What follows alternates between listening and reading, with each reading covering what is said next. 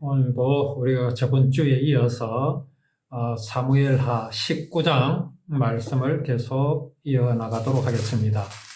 자, 우리가 오전에 저번 주에 우리가 그 말씀을 보았을 때 다윗 왕이 압살롬이 죽었으므로 매우 슬퍼하고 그야말로 요압의 표현을 빌리자면 차라리 우리가 패하고 압살롬이 살았으면 나을 뻔했다 하는 정도로 다윗이 그렇게 이제 슬퍼하고 애통해하는 모습을 봤습니다.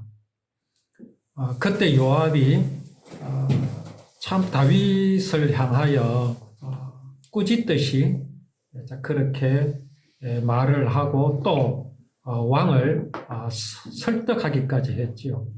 그렇게 해서 다윗이 이제 이스라엘 따르던 유다 사람들 앞으로 나아가서 이제 말을 하게 됩니다. 자, 그렇지만은 유다 사람들이 이스라엘 사람들, 그러니까 사울을 따랐던 사람들보다 오히려 다윗을 왕궁으로 이제 모셔오는 일에 좀 주저하고 있는 이제 그런 모습들도 나타냈습니다.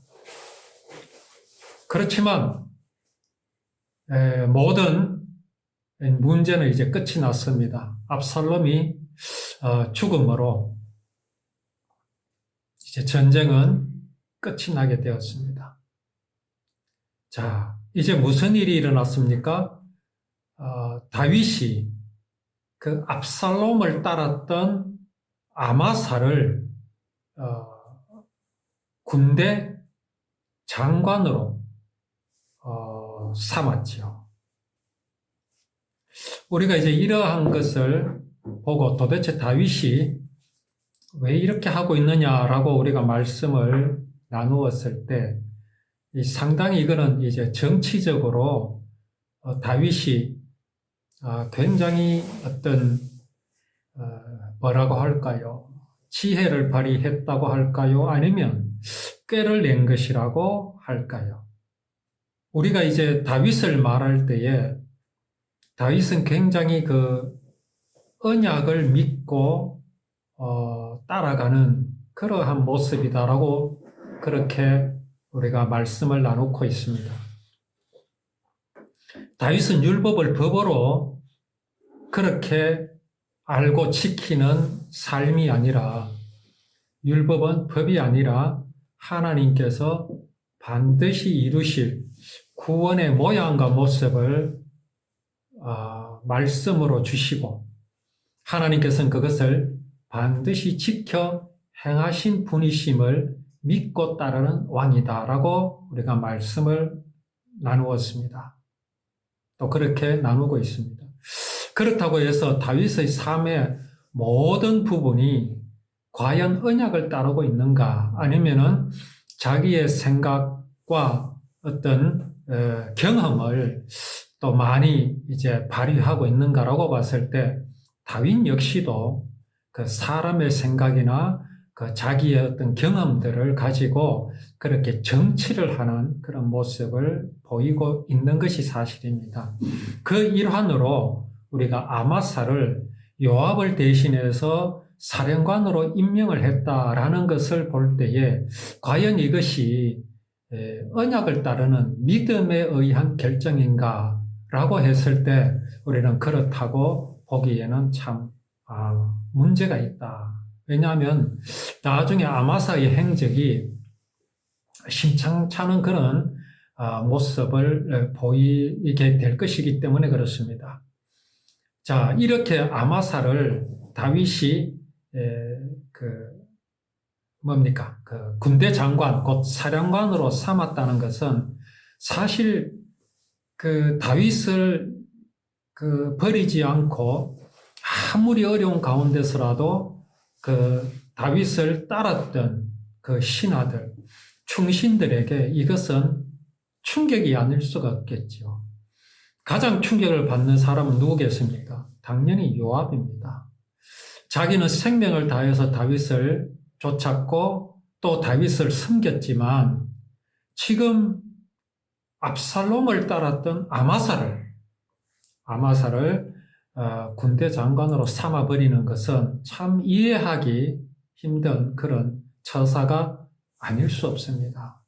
그러면 이 다윗은 왜 그렇게 위험한 껄끄러운 저런 선택을 하였을까요? 이게 이제 정치적인 계산이 아닌가 하는 겁니다. 이렇게 아마사라는 사람을 군대 장관으로 삼음으로써 왜 우리 정치에도 그런 게 있지요. 옛날에 김대중 때였던가 노무현 때였던가 김영삼 때였던가 그 야당의 한 인물을 그 장관으로 임명한 적이 있었습니다. 그래서 참 그 획기적인 선택이다라는 그런 평가를 받았지만 결과가 그렇게 두드러지게 그런 것은 없었습니다. 이렇게 함으로써 그 압살롬을 따랐던 이스라엘 사람들의 마음을 다윗이 이제 가져올 수 있는 그런 계기가 된 것은 맞습니다. 그러나 이런 경우가 있습니다. 몸이 돌아왔다고 해서 마음까지 오는 건 아니거든요. 정말 중요한 것은 뭡니까? 몸이 돌아오는 것이 아니라 마음까지 돌아와야 됩니다. 자, 가령 탕자가 아버지께로 돌아왔잖아요. 그 탕자가 몸이 돌아온 겁니까? 아니면 그의 마음이 아버지께로 돌아온 겁니까? 그의 마음이 아버지께로 돌아온 겁니다. 이게 사실 중요한 거거든요. 우리가 하나님 앞에서 반드시 그렇습니다. 내가 아무리 하나님을 잘 섬기고 헌금 잘하고 봉사 잘하고 하나님의 일이랍시고 교회 일을 잘하고 오만 것 때만 거를 다 한다 할지라도 하나님께서 원하시는 것은 마음입니다. 근데 사람은 미련해서 내가 마음이 있기 때문에 하나님께서 하나님 앞에 그리 하는 것이라 하지만 하나님은 어떻게 말씀하십니까? 예수님께서는 어떻게 말씀하십니까? 내가 주의 이름으로 선지자 노릇하고 내가 주의 이름으로 병자도 고치고 내가 주의 이름으로 많은 권능을 행하였다고 할 때에 주님은 뭐라고 말씀하셨습니까? 내가 너희를 도무지 알지 못한다. 그렇게 말씀하셨습니다. 이거 굉장히 의미가 있는 말씀이죠. 이게 왜 그렇습니까? 율법을 볼 때에 그 율법을 법으로 알고 섬기는 사람은 다 그렇게 말합니다. 내가 하나님 앞에 얼마나 충성하였는데. 그런데 하나님은 뭐라고 말씀하십니까? 하나님의 뜻대로 행한 것이 아니라고 말씀하십니다. 자, 지금 아마사를 군대 장관으로 삼았지만 아마스의 마음이 다윗에게로 돌아와야 합니다.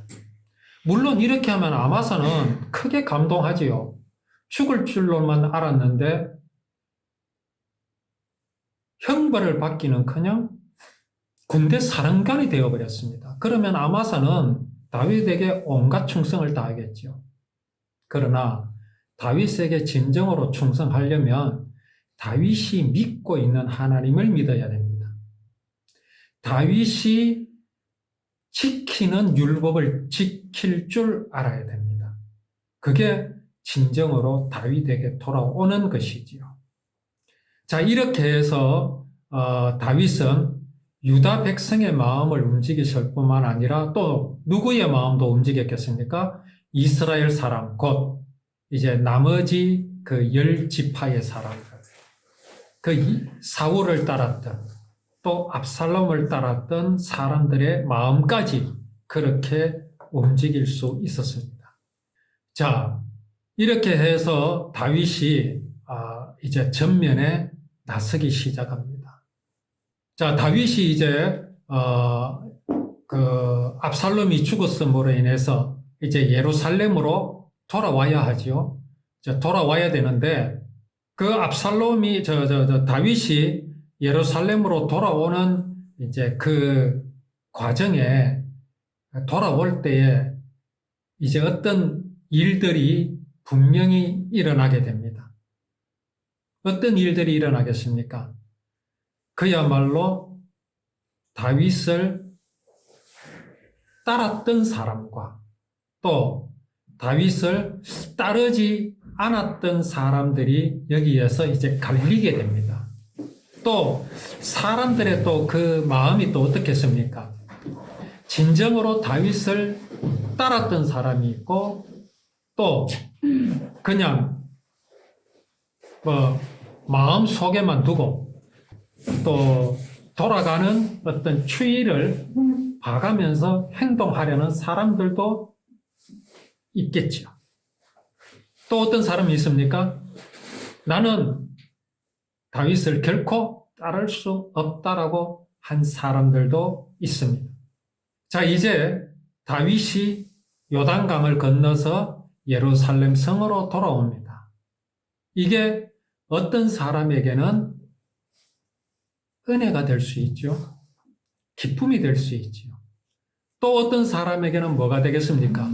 이제 심판이 될 수 있습니다. 이게 이제 예수님이 재림하실 때와 똑같습니다.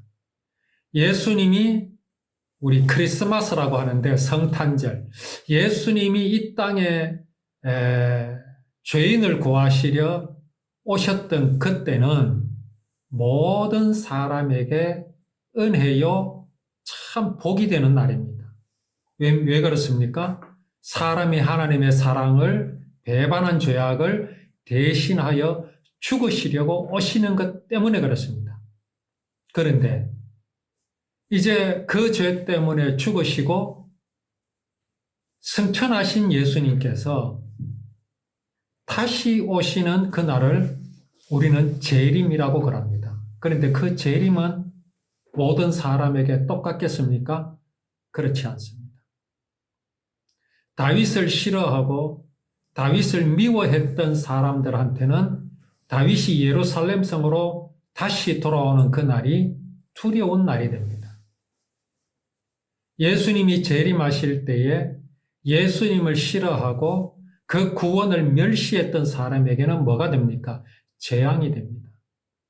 그러나 예수 그리스도를 마음속에 영접하고 하나님의 그 구원을 마음속에 영접한 사람에게는 뭐가 됩니까? 구원의 날이 되지요. 자, 이제 그 왕이 이제 요단강까지 돌아와가지고 예루살렘 성으로 돌아오려고 할 때에 유다 사람들이 나와서 왕이 건너는 것을 이제 도와주려 했습니다. 자, 그때에 다윗을 왕으로 맞이하는 것이 당연한 사람들이 누구냐면은 유다 사람들입니다. 유다 사람들. 유다 지파에 속한 사람들. 그런데 아까 앞에서도 말씀드렸듯이 이 사람들이 참 좀 주저하고 있었거든요. 그런데 이 사람들이 왕을 이제 예루살렘으로 모셔오기 위해서 요단 강가로 몰려들어 가지고 왕을 이제 요단을 건너게 합니다. 이 사람들의 마음이 어떻게 이렇게 변할 수 있었겠습니까? 지금 이 유다 사람들의 그 어떤 마음들을 보면 다윗을 전적으로 의지하고 믿는 마음이 좀 부족한 것 같습니다. 다윗이 확실하면 어떻겠습니까? 옛날에 왜 전쟁이 났을 때 6.25 때 일반 주민들은요 인공기하고 미국 성조기하고 태극기를 다 갖고 있었어요. 왜 그랬겠습니까? 미군이 들어오면 성조기를 흔들고 인민군이 들어오면 북한 인공기를 흔들고 우리나라 군인이 들어오면 태극기를 흔들었어요. 모든 국민들 마음속에 우리 한국군이 완전 승리할 것이라 하면 그런 것이 다 필요가 없지요. 어느 쪽이 이길지 모르니까. 그런데 유다 사람들도 그랬던 것 같습니다. 압살롬이 죽었다고 하지만 사실 다윗의 그 모습을 볼 때 사람이 좀 우유부단하고 눈물 잘 흘리고 이러니까 도대체 이 다윗을 믿을 만한 사람이 되지 못한다 그렇게 생각했을 수도 있습니다. 이게 뭡니까? 다윗이 가지고 있는 그 신앙, 믿음이 있잖아요. 다윗이 율법을 언약으로 믿고 있는 그 믿음만 바라본다면 이 유다 사람들이 그렇게 주저할 이유가 없었을 것입니다. 근데 이 사람들조차도 다윗을 바라볼 때 믿음으로 바라보는 것이 아니라 정치적으로 바라보는 그런 경향이 있었지 않아 싶습니다. 자, 그들이 이제 마음이 변한 것이 뭡니까? 다윗이 가봐보니까 모든 사람들을 포용하고 있거든요. 이 포용한다는 것이 뭡니까? 지금 이스라엘 그 사울을 따르던 10지파와 유다를 따르는 그 지파, 요리 갈려져 있습니다. 그러니까 유다 사람들이 생각할 때는 다윗이 자기 가문의 사람이고 집안 사람이니까 따르긴 하지만 그야말로 뭔가 불안하단 말입니다.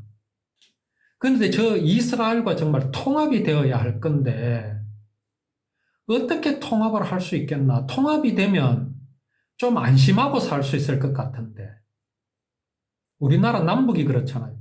남북이 어떻게 통합되겠습니까?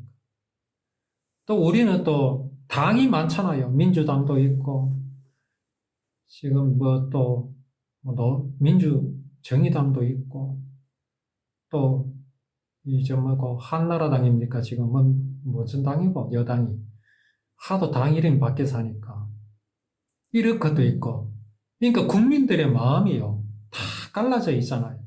이걸 하나로 통합할 수 있는 어떤 정치인이 난다면은 막 표가 몰리겠죠. 지금 다윗이 이제 그래 된 겁니다. 이게 성공을 하니까 아마 유다 사람들이 이제 우리 다윗 왕을 예루살렘으로 모셔오는 일에 우리가 가만히 있을 수 없다. 이게 뭡니까? 이제 왕을 모셔오는 일에 먼저 발을 들여놓는 겁니다. 선점하는 거죠. 그렇게 한 것이 아닌가 보이죠. 자, 일하고 있을 때에 바후림이라는 곳에 있는 그 베냐민 사람 시므이가 있습니다. 시므이가 이게 어떤 사람입니까? 다윗이 그렇게 비참하고 초라하게 그 예루살렘에서 쫓겨나가지고 요단강을 이제 건너 도망갈 때에 따라오면서 돌을 던지고 흙을 뿌리고 다윗을 저주했던 사람이 시므이입니다. 그 시므이가 급히 유다 사람들과 함께 다윗 왕을 맞으려고 내려옵니다. 베냐민 사람 1000명이 그와 함께 하고 있습니다. 사울의 그 종 시바도 15종과 함께 또 그 다윗 왕 앞으로 나옵니다. 자, 이 시므이라는 사람은 죽어마땅한 사람이죠. 다윗이 얼마나 서러웠겠습니까? 그 아들한테 왕위를 빼앗기고 죽을까 싶어가지고 도망을 하는 다윗 왕에게 그렇게 욕을 하고 그렇게 저주를 퍼붓는데 다윗 왕이 어떠했겠습니까? 내가 만약에 돌아온다면 저놈을 제일 먼저 죽여버릴 것이다. 이런 마음이 없었겠습니까?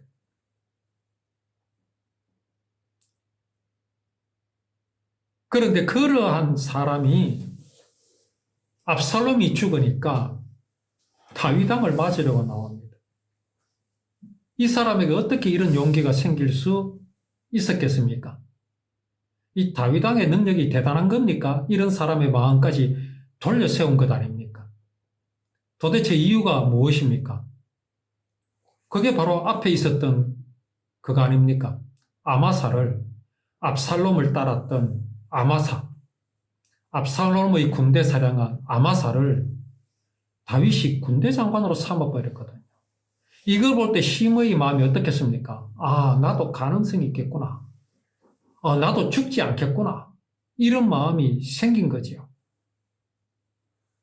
이쯤 되면 다윗의 정치가 성공하는 것 아닙니까? 이럴 수 있습니까? 이렇게 할 수 있습니까? 근데 다윗은 보십시오. 그걸 해냈어요. 그걸 해내니까 시므이라는 죽을 수밖에 없는 사람이 용기를 낼 수 있었던 겁니다. 이게 한편으로는 우리가 복음적인 눈으로 보면 어떻습니까? 하나님이 이렇습니다. 예수 그리스도의 사랑이 이렇습니다. 우리는 도저히 할 수 없는데 저거를 어떻게 내 오른뺨을 때리는 사람 앞에 내 왼뺨을 돌려댈 수 있습니까? 절대 그럴 수 없지요. 시므이가 어떤 사람입니까? 다윗의 오른뺨을 때린 사람입니다. 그 사람에게 다윗은 지금 왼뺨을 돌려대고 있습니다. 다윗은 도대체 어떻게 그렇게 할 수 있었을까요? 물론 앞에서 우리는 다윗의 어떤 인간적인 모습, 곧 정치적으로 그렇게 선택을 한 것이다. 우리는 그렇게 또 말씀을 나누었지만 또 한켠에 어떤 것이 있겠습니까? 저 정도로 다윗이 그럴 수 있었던 것은, 그 마음이 그렇게 될 수 있었던 것은 단지 사람의 마음이겠는가? 다윗의 어떤 마음 한구석에 그럴 수 있는 용기가 있었겠는가? 참 그 보통의 어떤 마음과 용기로는 결정하기 어려운 선택임은 분명합니다. 그렇다면 다윗은 무엇이 다윗으로 하여금 그런 선택을 할 수 있게 한 것인가? 라는 것을 생각해 볼 때 다윗은 그 믿는 구석이 오직 하나님, 구원을 이루실 하나님, 구원을 이루시되 창세기 15장에서 언약하셨던 그 언약을 여기 가나안 땅, 이스라엘 땅, 유대 땅, 예루살렘에서 이루실 것이라는 그 믿음이 다윗으로 하여금 그런 결정을 할 수 있게 한 것이 아닌가라는 그런 생각을 또 우리가 하지 않을 수가 없습니다. 자, 이렇게 시므이마저도 다윗을 저주하고 저주하던 시므이의 그 마음까지도 이렇게 돌아올 수 있게 한 다윗의 그 결정, 그 마음, 이러한 것을 통해서 우리는 하나님의 마음과 예수 그리스도의 그 무한하신 그 사랑, 하심을 우리가 이 말씀 속에서 우리가 볼 수 있고, 또 이것을 통해서 하나님의 마음이 이러하시다라는 사실을 우리가 알므로써 하나님을 더 기뻐하고 하나님의 그 거룩하신 이름을 더 영화롭게 할 수 있는 그 힘이 우리가 이 말씀 속에서 나타날 수 있고 또 우리가 얻을 수 있는 그런 우리의 삶이 되기를 원합니다. 오후에 또 말씀을 계속 이어나가도록 하겠습니다.